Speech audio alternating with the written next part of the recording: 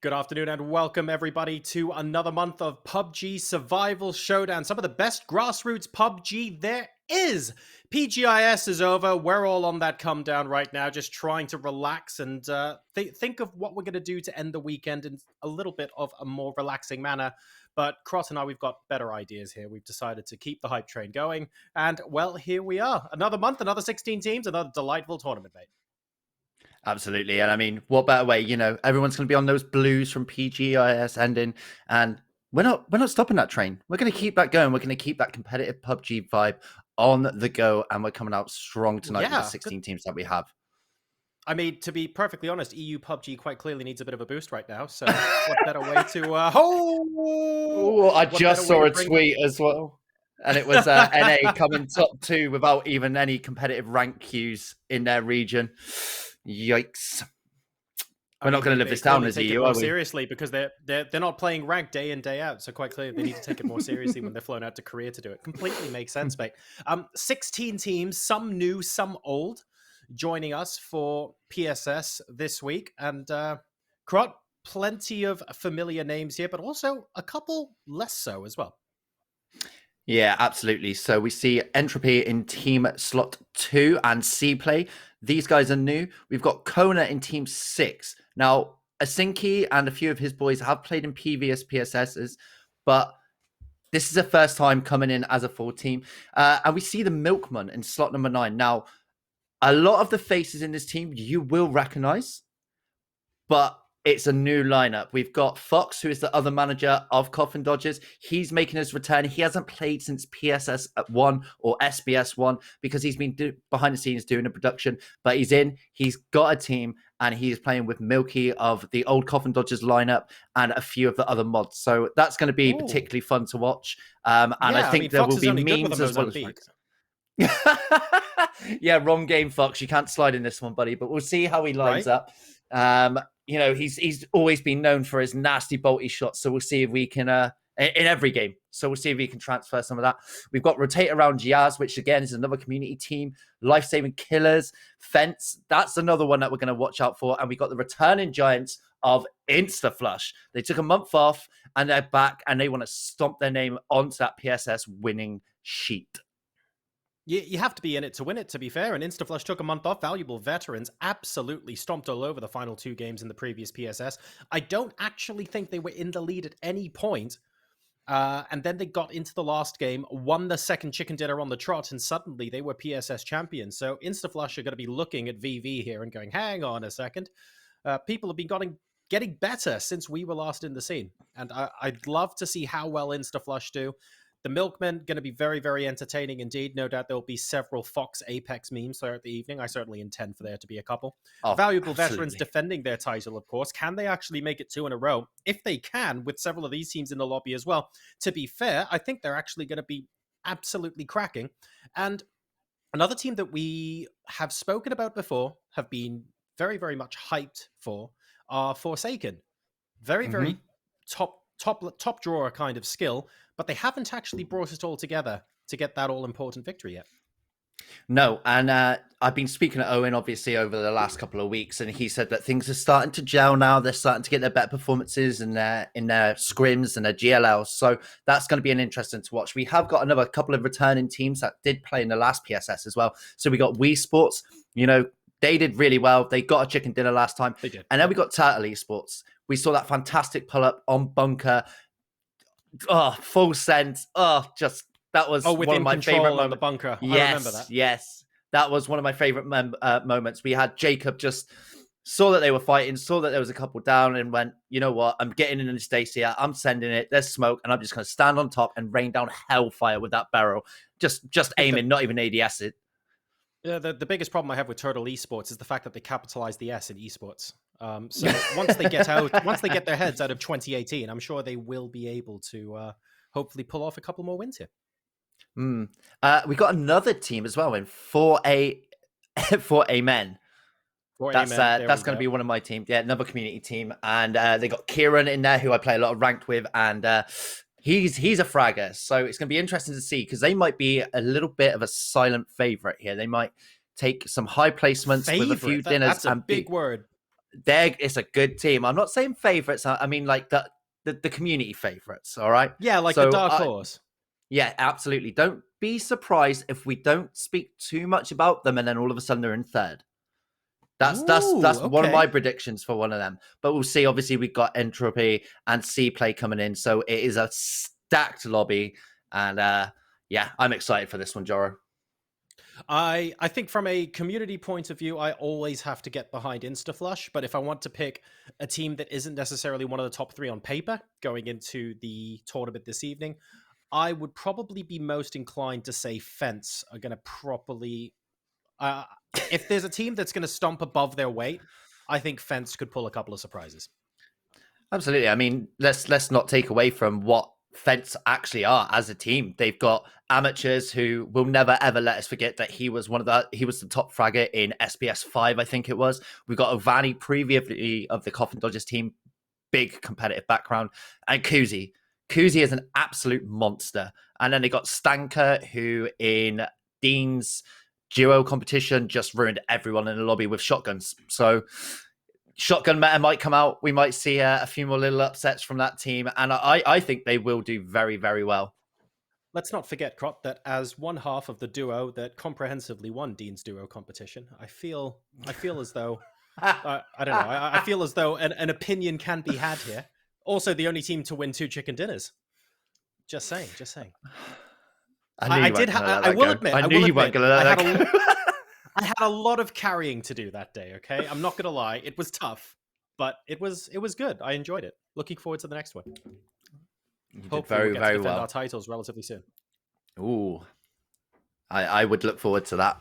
That was a very good thing. Of course, that was just one of another Coffin Dodgers event that was put on by Dean for his birthday. He decided, let's chuck on a little duos tournament, and that's what we're all Yeah. about here. We support our community members, and it's not just about the big flashy show that we're putting on tonight. We put on Joro's Customs, that's the other arm, that one there, and we put on obviously Death Race and other little events. So if you want to get involved in PSS, what you're seeing tonight, don't forget to come and join the Discord. It's just below, and get involved. That's right. We're getting the calendar for April's events together, right? So Mm-hmm. traditionally, the last Sunday of the month is PSS.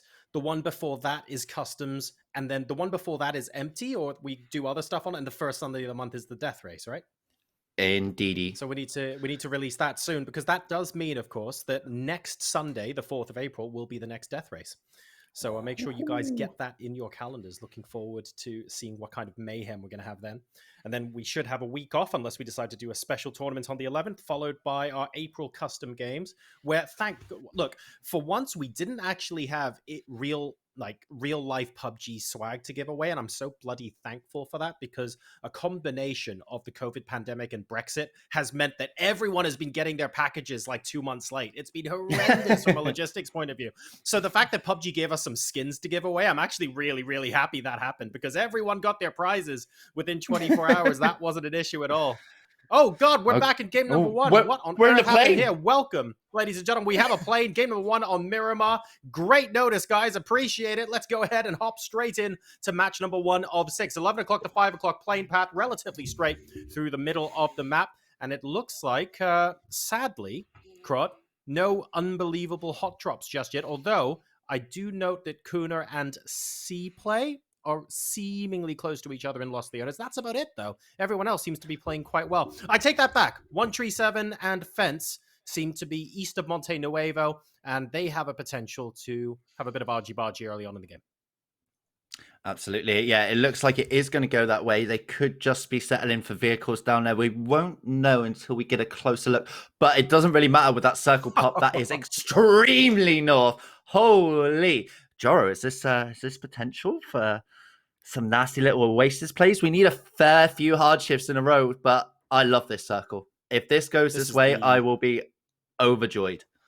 Oh, that would be delightful. This is a classic esports circle. As far as Miramar is concerned, if I had to pick where I think the circle was going to go at the start of game number 1, if we wanted to really cast a curse things and sort of put a pin on it, I would say the circle will end on the hills directly north of where the life-saving killers are now. So if you drew a line north from the life-saving killers and you went up until you hit the words for water treatment, I'd say the circle finishes just west of there. But Okay. it's phase one. Even on competitive settings, you can't predict things quite that well. But Circle Whisperer suggests a little bit of a southwestern tint to this one. I do like the Circle Whisperers. Okay, so we've also got, it looks like Ents are just moving for vehicles. Kuzi's just gone north of Picardo. No one, interestingly, actually dropping into Picardo. Beastly looking over from that spot just above by Power Grid. He's got the little shanty town where he can, of course, scout all the way down from Picardo, all the way over to the little town just ditchy down, and that is going to be Kona getting the first knock of the game, and interestingly, the first fight. Asinki is going to go down, and it is going to be a refrag, and this is already starting to look like a bit of a war zone in Los Leones from the get-go. Yeah, Not Mage currently one of two up. We've got 155 and Not Mage still up for Kona. They're continuing to fight against C-Play. Not sure how many are left alive on their side, but we'll wait and see 155 getting dragged up as well. So Kona has the potential to come back up to 3, potentially 4 as well. Still 16 teams left alive, which tells me that C-Play are not down and out. There's a duo over there on the other side of the brick warehouse, and they'll be moving in soon. Oh, Inex, another knock. Is that a knock or a finish onto Lockery there? We're watching things from their point of view now. Oh, that's unfortunate. Straight out. It's now a 1v1. No way. Come off worse. Interesting. C-Play coming out. We looked at them and we thought they were going to be one of the stronger teams. It is just the first game and it is a bit of a hot drop. So, oh no. C137. Oh, knock from the vehicle onto teammate. Unfortunate. But that's a great first fight, and we've seen already the hot drop coming in. So interesting to see if they're going to be able to keep this momentum going, and if that is just them getting warmed up for the rest of this game number 1.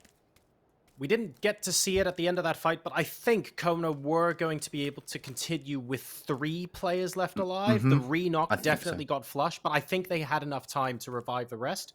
Can't be completely sure. In the meantime, this is the fight in Chumacera. It's not a massive fight between Entropy and Wii Sport, but the important thing you need to take away from this fight is the longer these players spend aiming down the barrels of their scopes at each other, the less time they will have to rotate away, gather vehicles, and find a good spot into the next circle. So unfortunately, whoever wins this fight, everybody loses as things currently stand. I'm not even sure there are enough vehicles to transport both teams safely away from Chuma right now.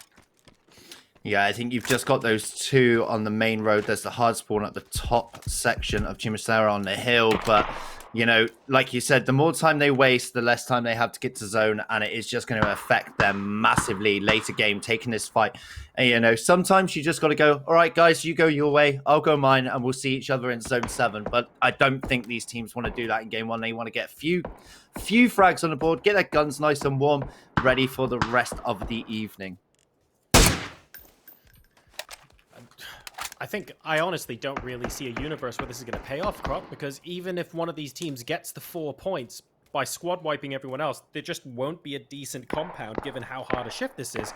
Almost every team is going to be in vehicles, rotating upwards, probably not camping the edge, wanting to send it in as quickly as possible, meaning that whichever team out of Entropy and Wii Sports wins this fight, they're going to take so much longer to get into circles, and I fear, especially in the drive-by meta, that they won't be able to do enough damage out of their vehicles rotating in. I think the chance of them dying on rotation into phase 1 or 2 is just huge at this point, which is why I believe they're going to be very, very slowly backing out to the west side. If they know there are a couple of vehicles there, and they know they can safely get in cars and drive away, in my opinion, they should at this point. Yeah, and I mean, if we see Entropy collecting vehicles and collecting members now, they got 3 in the car. If they just go east, there are a few more spawns just down that road, and I think this is the right decision for them, especially if they've taken tires, which is going to leave Wii Sports struggling and limping into zone, and the blue is almost already at Chumacera. So,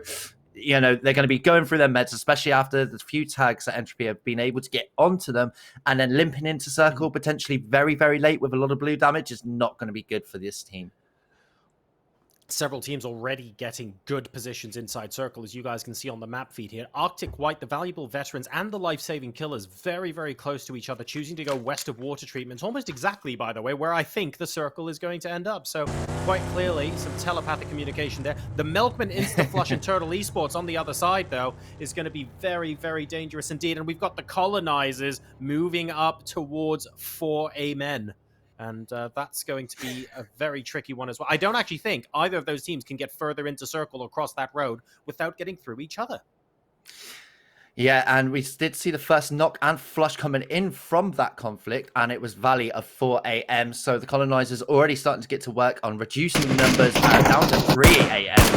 So that's a good fight coming out there. I also noting on the locations of teams, if we look at the Milkmen, they've got that really, really strong compound on top of the hill, but they have two giant fragging teams just below them, probably poking shots at each other in Turtle Esports and Instaflush. And we can see...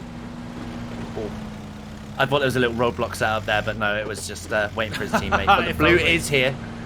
I hate that. I hate that little camp there on the intersection. You get caught out by it so much in ranked.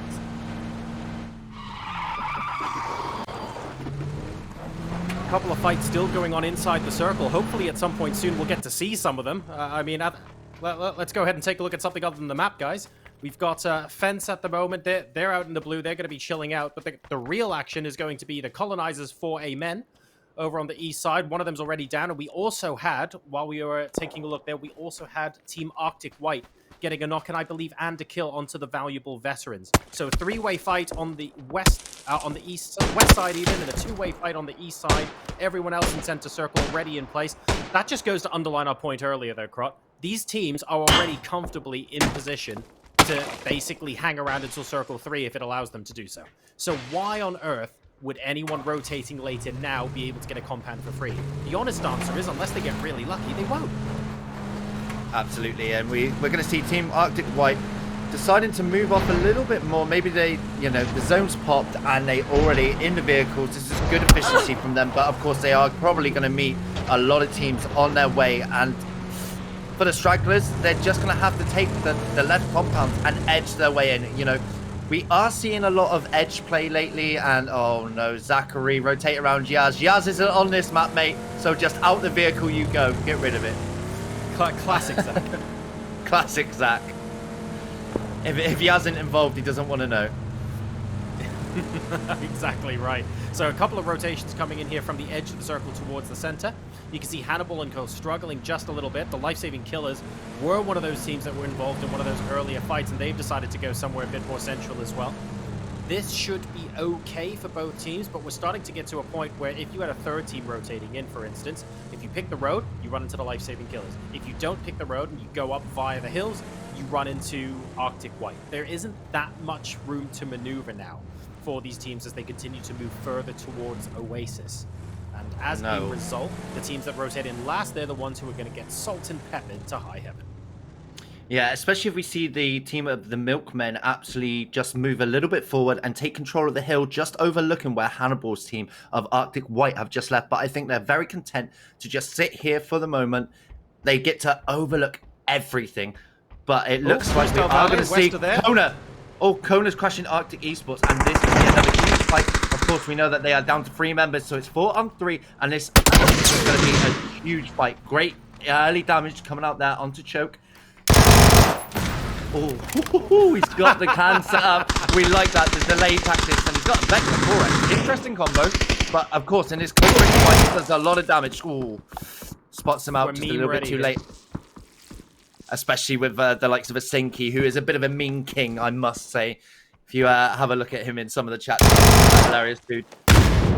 Choke getting a little bit of damage there on him with the Vector. And a Vector in a close compound like this is not something that we really, really want to be hearing, because that thing, especially with that extended mag, is a shredder. But the name coming out, blocking his style, and Sinky is going to move on that. Absolutely phenomenal comp from Kona. And they even this fight out now. 3v3. Oh, it gets taken down, and it is now... Is it 2-2? I think we did see a second knock come out there. It is, yep. Good So it's just a communication as Sinky. well coming out from a Sinky, because had the teammate there saying, hang on a second, I fragged him, he definitely has to pull out a first aid kit. A Sinky immediately rushing around, so the Turtle Esports couldn't actually get anything there, which is why Choke is now down and out. We've got 155. Taking a look for Kona, managing to get back in touch with the Sinky. Turtle Esports indeed down to 2. Looks like they intend on rezzing Say unless they finish this fight ultra quickly. No, they have. They've got him.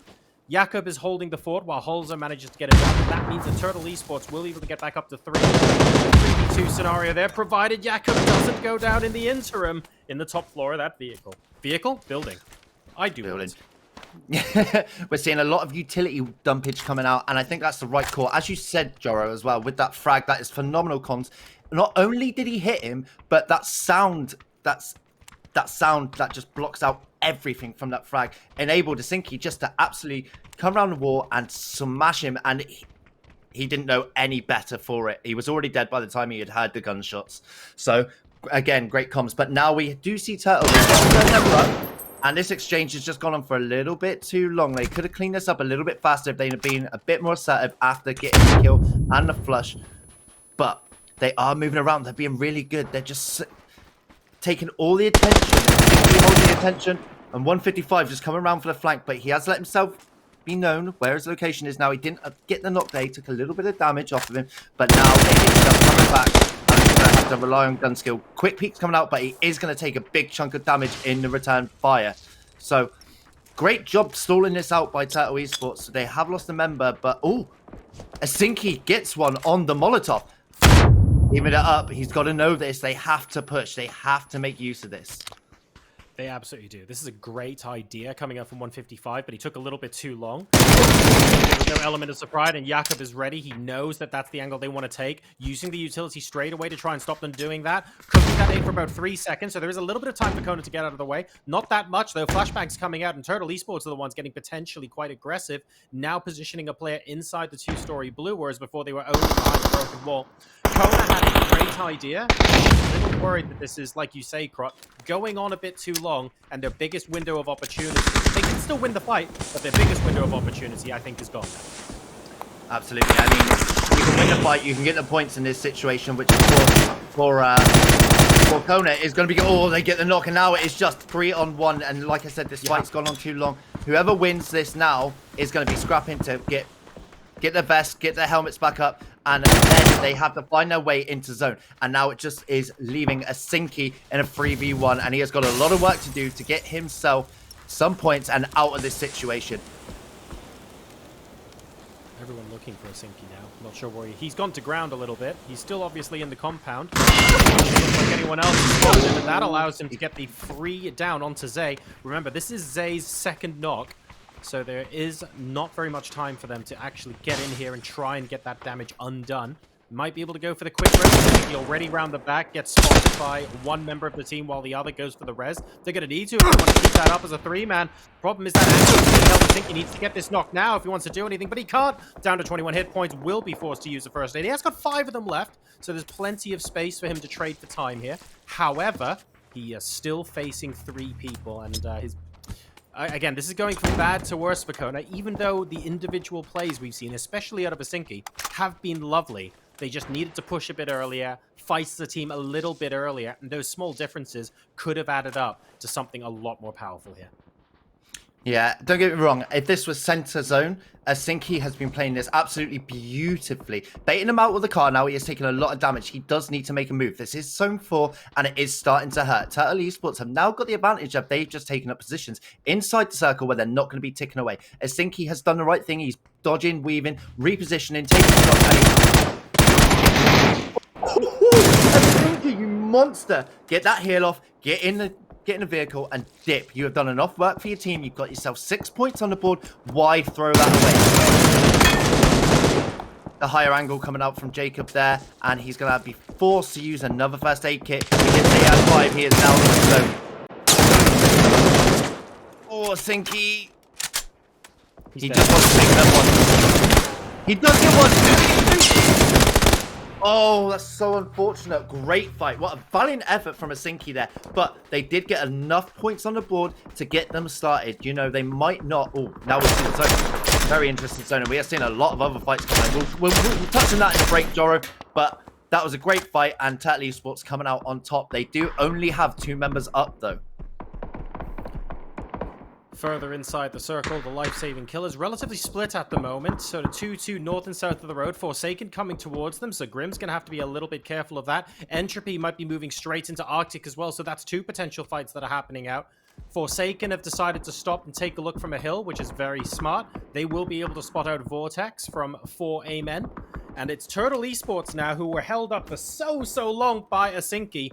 Where are they going to come in on the south side, Prot? They either come in via fence, they come in via Instaflush, or they go far left, and guess what? They've got the Milkman and Entropy there. There is no good route for them where they are right now, unless they somehow manage to go 3 o'clock due east. And I'm not sure they're going to be able to spot that out. In fact, they're heading straight into Instaflush. Yeah, they're just going to find a wall of bullets blocking their way, and they are eliminated. And I'm not sure who actually got the kill. It was Vandal of Instaflush there, playing on his alt account of Fit Mick. But there's a lot of fights we are down to 13 teams now, and that was just, I solely put that down to how long they took in that fight, especially when it got down to the 3v1. They should have pushed as a 3-man and cleared every single building decisively. That is what led them to be in such a bad position, down so many players, and on such a bad end of the circle, coming into zone 4, well, what would be zone 5 very, very late. Colonizers are eliminated by Project Ride just off your screen there, and this is very interesting now. That is that full east side pretty much clear now, apart from the split from Forsaken and Instaflush. Instaflush have managed to take a small compound that is quite difficult to rotate out of if they're out of circle next phase, to be fair. They've got a strong position for now. They're going to have to hope for a little bit of a hard shift. I actually prefer fence because they're able to get into vehicles relatively easily and choose whether to go east or west. They have options available to them even though they're playing edge. Inside the center of the circle, though, not 100% sure who is still in there. We've got 12 players left alive at the 19-minute mark of this game. And Teams. No one really center. Isn't that interesting? The zone now moving towards the life-saving killers. That is an excellent shift. Look at their split. Arctic are going to be the team to watch. Arctic are going to be gatekeeping Entropy. Arctic are going to be gatekeeping 137. And Arctic, if valuable veterans aren't careful and decide to rotate south and don't spot anyone, they will also be gates kept by Arctic as well. That is going to be the big fight coming up next. Now, I just said, look at the split from the life-saving killers, and as I said that, they decided to go to the north compound. I think that's the wrong decision. If you remember, Joro, I think the first time I cast with you, we had this circle, and it ended just in between those 2 compounds across the road. And who was it fighting? I can't really remember, but that was on day 2 of PSS, when we had our first one that went over the course of the Saturday and Sunday. But oh yeah, God, that was a while ago. Wednesday, Thursday. Yeah, mate. Ooh, Suri taking out effectively Mobster. gatekeeping 3 different teams there. We've got Fence on the south side, there's a team and a team to their west. So we Sports and Arctic have the biggest jobs to do moving into the so they want to prevent. And Fence are the first to fall there, unfortunately. Stanker couldn't quite hold everyone out. To be fair, it's very, very difficult indeed. And now Entropy are actually moving south. This might give Team Arctic White a little bit of a get-out-of-jail-free card. They were expecting to fight 2 or 3 teams, and suddenly it's like no one wants to go in there at all. This is now becoming a southern circle problem. It's going to be very interesting to see. Do they know how many teams? Oh, life-saving killers taking out AJ from 4 AM. And this compound is now proven to be very valuable, but at the same time, they left that one across the road completely open. Who has spotted that? Who is going to actually utilize that? That is completely 3. That's going to be the one for me. That is the compound that I want to see taken. I think that's going to be the game-winning compound.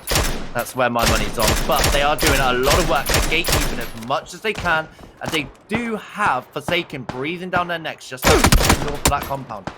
Oh, great shots from Owen. Owen. Very good compound to take. Owen manages to get the knock, but Grim Reaper, of course, in a position in the compound such that it doesn't mean Forsaken can actually push. Forsaken, unless they get something like 3 knocks here, they still have to be really, really apprehensive. They don't really want to set it in unless they have to. Wow, fantastic headshot from Nick the G onto Light Blue from approximately 1,000,000 miles away. That was with a red dot on the barrel, by the way. So really good stuff from them. That northern battle rages on as Forsaken desperately try and find somewhere in zone. We're now watching the Milkmen, who are sandwiched between two different teams on the southern edge.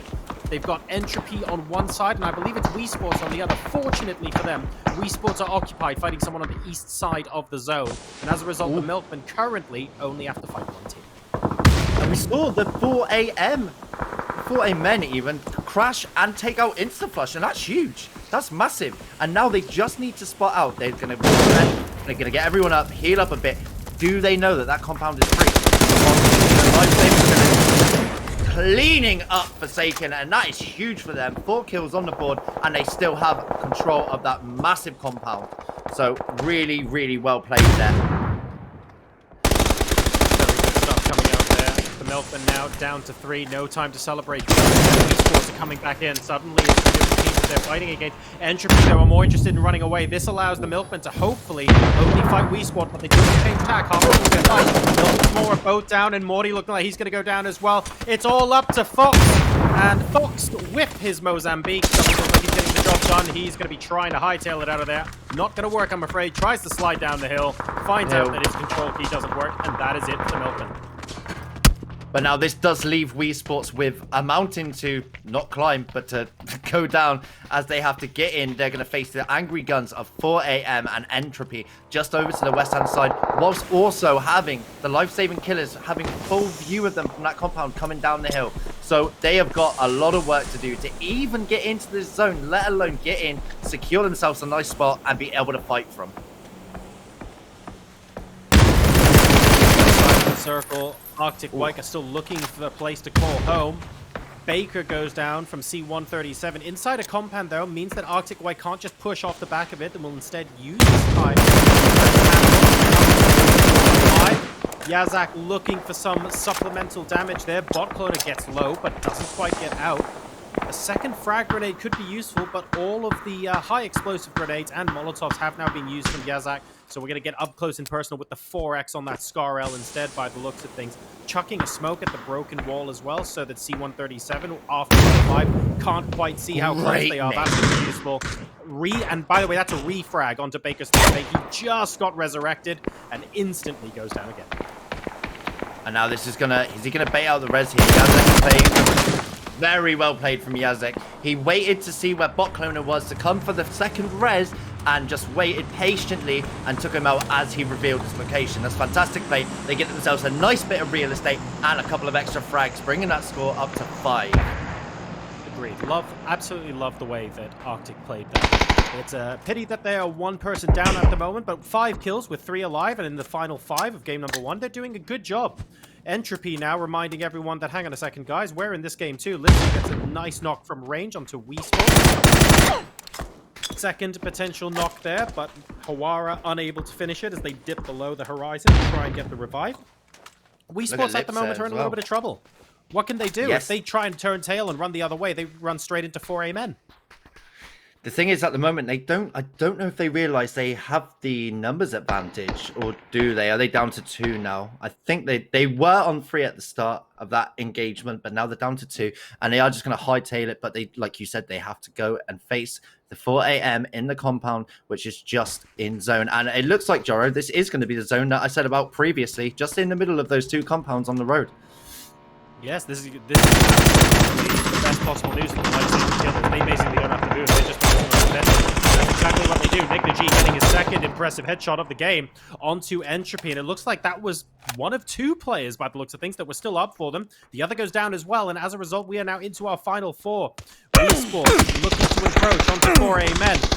Very open there on that first knock. Not sure what they were doing, allowing Kev to get the opening frag. But as a result now, they are well and truly with a foothold in this compound. Have the possibility of taking a building as well. Good nade coming in onto Kev. A smoke or 2, though, should allow him into at least the first building free of charge. That was a great push there from Kev to come down and get the wall of this compound. He used the distraction of that fight, of the rotation of Entropy. While all guns were facing them, Kev just shift W'd straight up to that wall, got the opening knock onto Kieran and the flush, and Kieran is probably one of the biggest fraggers of this 4A men team. So now they, like you said, they have a foothold in this compound and they can start to work forward, knowing that they've taken a man countdown and they are potentially on equal grounds with this 4A men team. 20 seconds left to go until phase 7 closes. They need a really hard shift for these two teams not to have to move further. That's the problem here, isn't it? They fought so hard to get here, but in less than 30 seconds time, they're going to have to move straight out again. Final 4 teams and the Life-Saving Killers and Arctic relatively entrenched in their positions. 4A Men and Wii Sports are very much in the same compound, likely for the circle to move away from them. It does, and only just. How absolutely cruel. Arctic are not going to have fun with this. They were probably hoping to be one of the final teams, just fighting for whether they get second place or the first position. They can't do that anymore now. I think they're going to have to move into the Life-Saving Killers around the same time that 4A Men takes on Wii Sports. So any one of these teams could be second, third, or fourth if we look at the Life-Saving Killers at the moment are favorites to win Game 1. Absolutely. I think in this game, though, Wii Sports have done such a fantastic job of moving and taking fights and just getting away. And they realistically, if you look at who they've been sandwiched between and where they've been positioned, they should not have been allowed to get here. So they have done so well, and they have fought tooth and nail to get into this final, well, phase 8 and get a compound and still be 2 up. They've done a great job.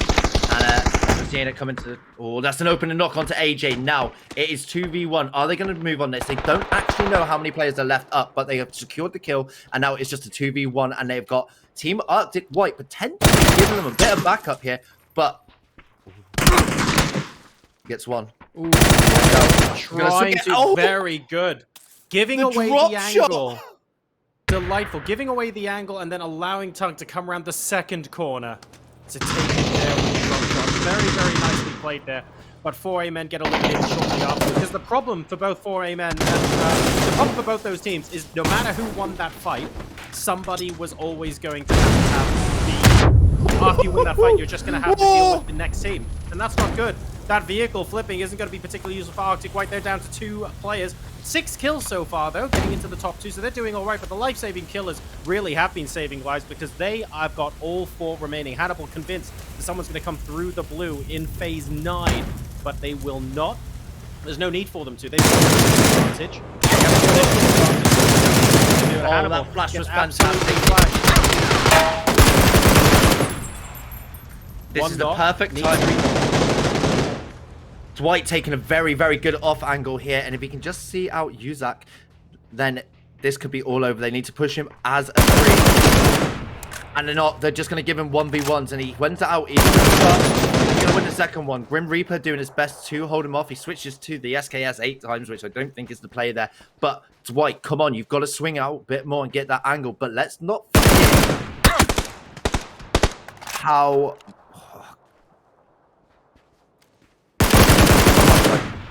White has been spotted out now, so that off angle is not going to pay him any joys. Grim Reaper, come on, you need to work together. You need to play these comms together, and you need to swing at them. There's only one way Yazak wins this game, and that's if it's constantly 1v1 followed by 1v1. And 3 HP on the Grim Reaper. Killers, they're actually doing it, which I'm a little surprised about. I can't believe this! If he goes around that corner now... Oh my god! Team Arctic White take a bow. Yazak, absolutely phenomenal performance. They 1v4 from an inferior position. I don't know how they pulled that win out... Well, I do know how they pulled that win out of the bag. They should not have been allowed to do that. And against all odds, Team Arctic White take home the first chicken dinner of this month's PSS. Wow.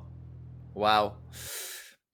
We see that time and time again, Joro. You know, it gets down to a 4v1. You know there's only one up, and everyone just loses their heads. They want that glory of the final kill, and then you hand them a series of 1v1s, and That's not what you want to do. They had the Groza, they had the level 3, they had the hardcover, they had Zone pushing Arctic White, and they gifted it to them, Joro.